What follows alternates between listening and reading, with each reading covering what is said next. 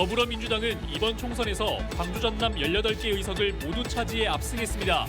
정권 심판 태풍이 거세게 불면서 4년 전에 이어 이번에도 전 의석을 싹쓸이했습니다. 이번 총선에서 광주 전남 투표율은 최근 30년 내 총선 중 가장 높았습니다. 심판론이 유권자들을 투표장으로 이끌었다는 분석입니다. 거대 양당의 극한 대립 속에 제3지대 신당은 이렇다 할 성과를 내지 못했습니다.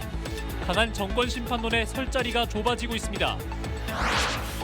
호남 홀대가 이어지면서 호남 정치력 복원을 바라는 지역민들의 요구가 큽니다. 하지만 대규모 물갈이 공천의 여파로 충족될 수 있을지는 미지수입니다. 여러분 안녕하십니까? KBC 8시 뉴스입니다. 광주 전남 지역 제22대 국회의원 선거가 별다른 이변 없이 더불어민주당의 압승으로 막을 내렸습니다.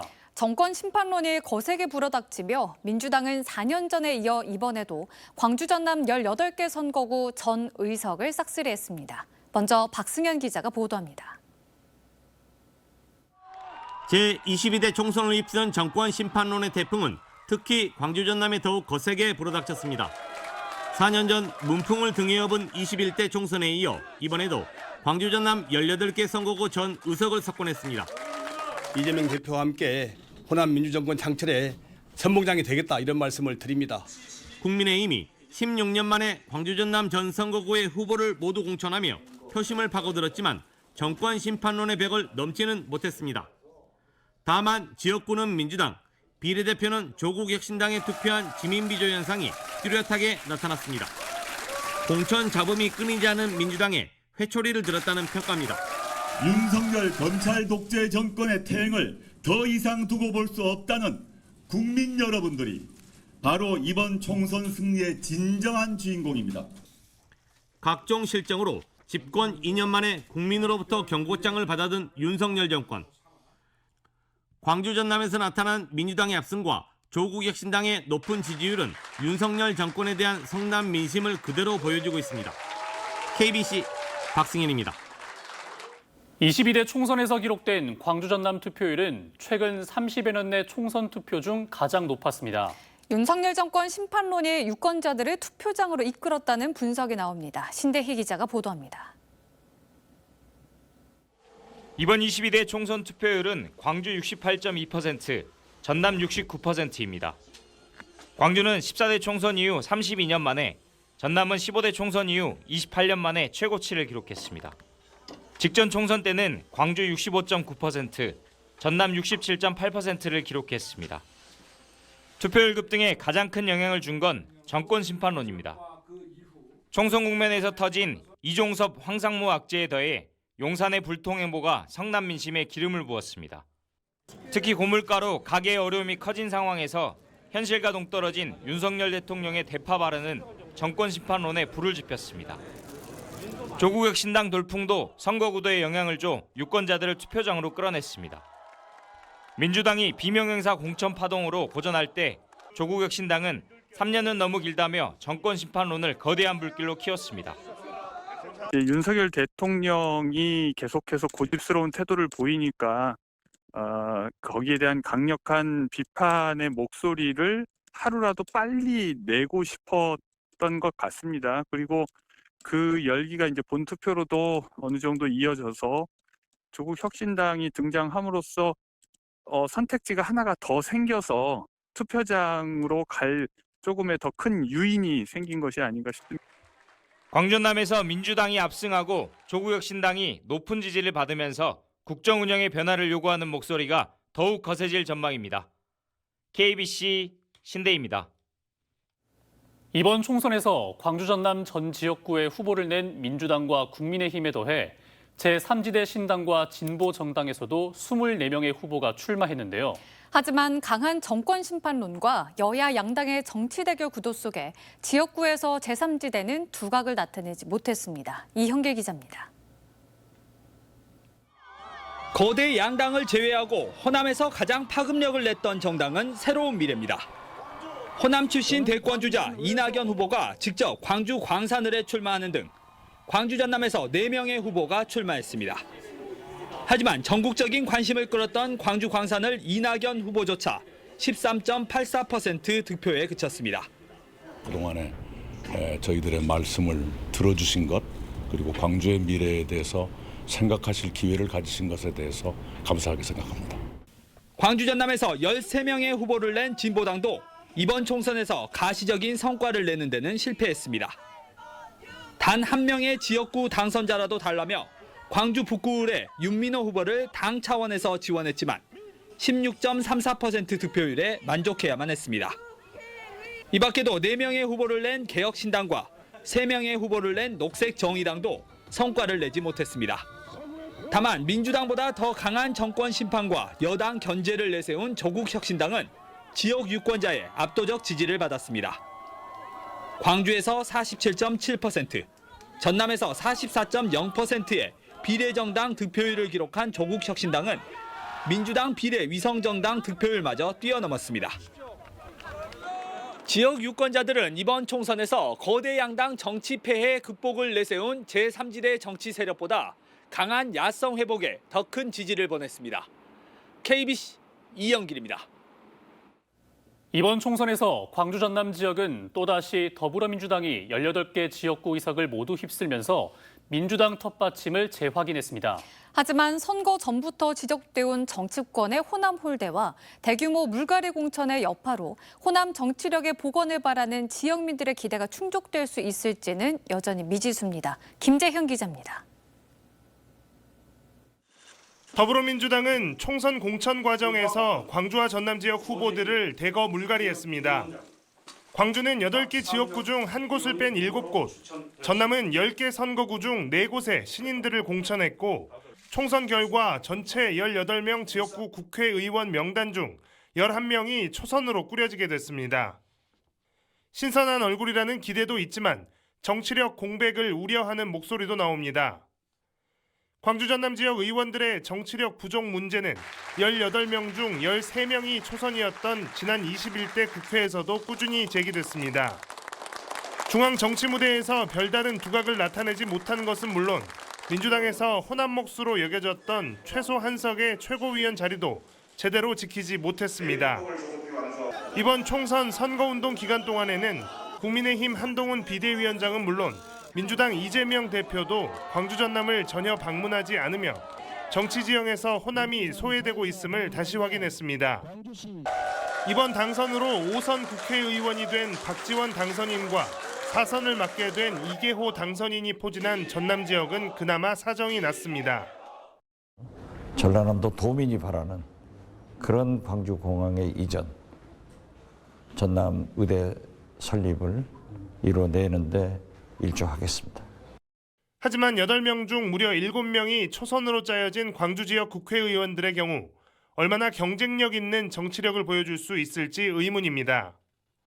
앞으로도 계속 광주 지역이 이렇게 한 번씩 싹싹 이제 바뀌는 현상이 반복되면 계속해서 이제 다선 의원을 배출하지 못함으로써 국회에서 별 영향력을 이제 행사하지 못하는 우려가 좀 들긴 합니다.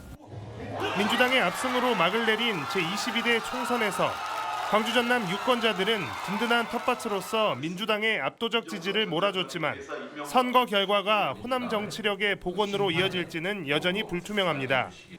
KBC 김재현입니다. DJ의 영원한 비서실장 박지원 당선인은 22대 총선에서 5선 고지를 밟으며 최고 득표율과 역대 최고령 국회의원이란 타이틀을 모두 거머쥐었습니다. 또 담양 한평 영광 장성의 이계호 당선인도 4선 의원이 되며 호남 정치의 선봉장이 됐고 영암 무안 신안 서삼석 당선인은 선거구가 쪼개질 위기를 이겨내고 3선에 성공했습니다. 이번 총선에서 관심을 받았던 당선인을 이상원 기자가 정리해드립니다. 이번 총선에서 5선 고지를 밟게 된 박지원 당선인은 역시 정치 구단이었습니다. 81살의 나이에 올드보이라는 일부 비판을 스마트보이, 스트롱보이로 맞받아치며 해남안도 진도에서 92.35%라는 압도적 지지로 당선됐습니다. 전국 득표율 1위는 물론 역대 최고령 국회의원이란 타이틀까지 거머쥐게 됐습니다. 먼저 압도적 지지를 보내주신 해남안도 진도 군민들에게 진심으로 또 국민들에게도 많은 격려를 주신 데 대해서 감사의 말씀을 드립니다. 담양 한평 영광장성 선거구 이계호 당선인은 이번 당선으로 호남 중진 의원 반열에 올랐습니다. 민주당 정책위 의장이기도 한 이계호 당선인은 4선 의원이 되며 호남 정치 선봉장이 됐습니다. 서삼석 당선인의 3선 달성도 남다른 의미가 있습니다. 영암 무안신안 선거구가 쪼개질 위기를 이겨내고 3선 의원이 되면서 어려운 농어촌 현실을 타개할 또 한 번의 기회를 얻게 됐습니다. 일할 수 있는 기회를 주신 분들의 대다수는 농업에 종사하고 계신 분들이기 때문에 될 수만 있다면 저는 다시 한번 농해수에 들어가서 농민들과 어민들을 뒷바라지하고 심부름하고. 광주 북구갑 정준호 당선인은 3전 4기의 도전 끝에 금배지를 달게 됐습니다. 20대와 21대 총선에 이어 8회 지방선거 광주시장의 도전에 낙선했지만 4번의 도전 끝에 국회 입성에 성공했습니다. 득표율 전국 1위부터 4위를 모두 광주 전남 당선인들이 차지한 것도 이번 총선 특징 중 하나입니다. 정권 심판론에 힘이 실린 가운데 국민의힘 후보와 맞붙은 지역 민주당 후보에게 표심이 쏠린 결과로 분석됩니다. KBC 이상환입니다. 제22대 총선 광주 지역구 당선인들이 5.18 묘역을 합동 참배했습니다. 더불어민주당 소속 광주 지역구 당선인 8명은 오늘 5.18 국립묘지를 참배한 뒤 결의문을 발표하고 민주당의 심장부 광주에서부터 당의 변화와 혁신을 이끌어 가겠다고 다짐했습니다. 지역 공약과 관련해서는 군공항 이전 문제 해결과 5.18 정신 헌법 전문 수록을 위해 노력하겠다고 강조했습니다. 제22대 총선 비례대표 당선인에 광주 전남 출신 6명이 이름을 올리면서 지역 현안 해결에 힘을 보탤지 주목됩니다. 더불어민주당의 비례대표 위성정당인 더불어민주연합에서는 목포 출신 서미화, 화순 출신 전종덕, 광주 출신 김윤 등 3명이 당선됐습니다. 국민의힘 위성정당 국민의미래 당선인에는 여수 출신 강선영, 순천 출신 인효한 후보가 포함됐고 조국혁신당에서는 영광 출신 서왕진 후보가 마지막 당선증을 거머쥐었습니다. 이와 함께 광주 전남 출신은 아니지만 순천에서 정치 활동을 해온 개혁신당 천하람 후보도 22대 국회에 입성하게 됐습니다. 22대 국회의원 선거가 끝나면서 광주 전남 지역 선거 사범들에 대한 수사가 본격적으로 진행됩니다. 광주 전남 경찰청은 40총선 관련 사건 96건에 연루된 147명에 대한 수사를 벌이고 있습니다.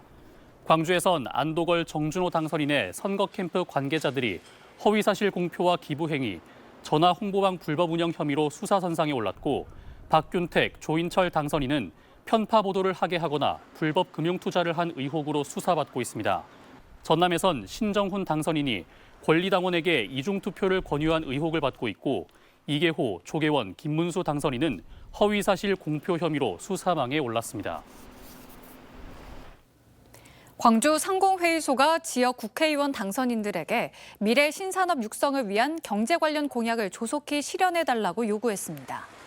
광주 상공회의소는 논평을 통해 군 민간공항 이전과 인공지능 산업 육성법 제정, 그리고 첨단 반도체 특화단지 조성 등 지역 현안이 산적해 있는 만큼 미래 신산업 육성을 위해 제시됐던 경제 관련 공약을 반드시 실천해달라고 요청했습니다.